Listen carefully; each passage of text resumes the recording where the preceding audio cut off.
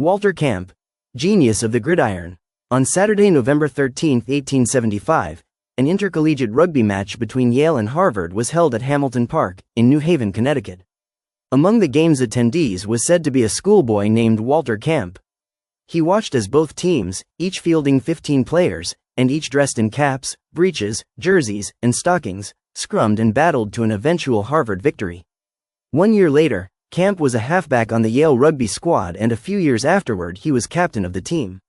He soon became a part of the game's rulemaking body, and forever changed the character of the popular sport.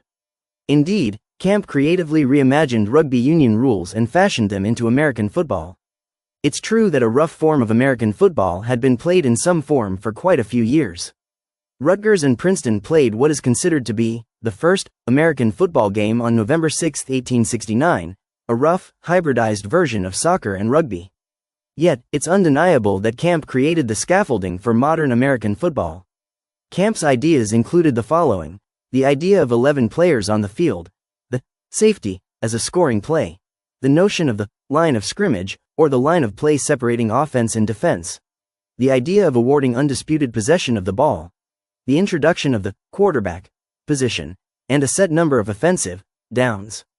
At his death in 1925, he was championed as one of the game's greatest influences and eulogized with many superlatives: sportsman, gentleman, mastermind, the father of football, the dean of American college football, and an all-American expert. Origins of a mastermind.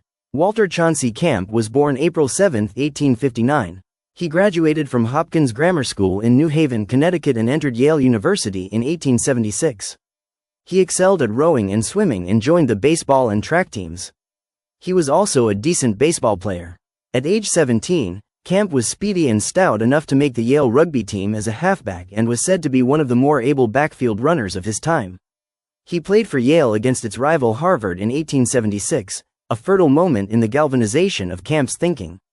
Well respected among his teammates for his sense of discipline, Yale eventually named Camp captain.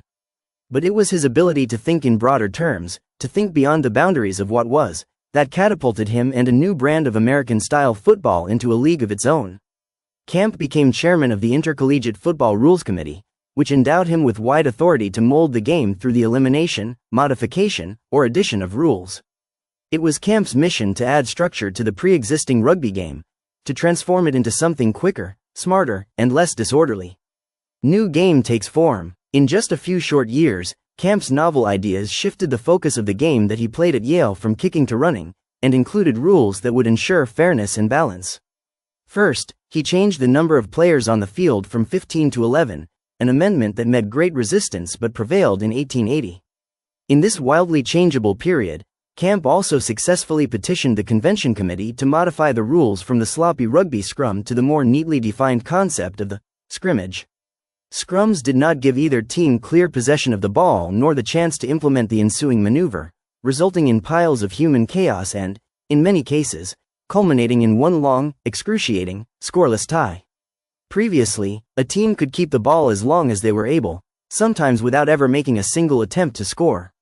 But Camp's introduction of scrimmage provided one team with a clear offensive opening, the undoubted ownership of the ball, a sequence beginning when the holder of the ball placed it on the ground before him. Teams would now have a set number of downs to get a set number of yards, or they would be penalized and forced to surrender the ball. That idea required the creation of stripes on the field to mark and gauge progress, the invention of the gridiron. The rule changes would lead to changes in the designation and roles and names of the players. From then on, the player who received the ball from the snapback would be referred to as the quarterback. Camp is also credited with the invention of offensive coaching signals and the advancement of the numerical scoring system, which was put in play in 1883. Points were awarded for goals, touchdowns, and safeties. The great dean of sport. Under the many new rules that he formulated, Camp coached at Yale from 1888 to 1892, winning 67 out of 69 games. He was the gear that made everything run, and his fastidiousness turned Yale into an athletic superstar. To read more about the life of Walter Camp, visit American Essence or Brian D'Ambrosio's Substack.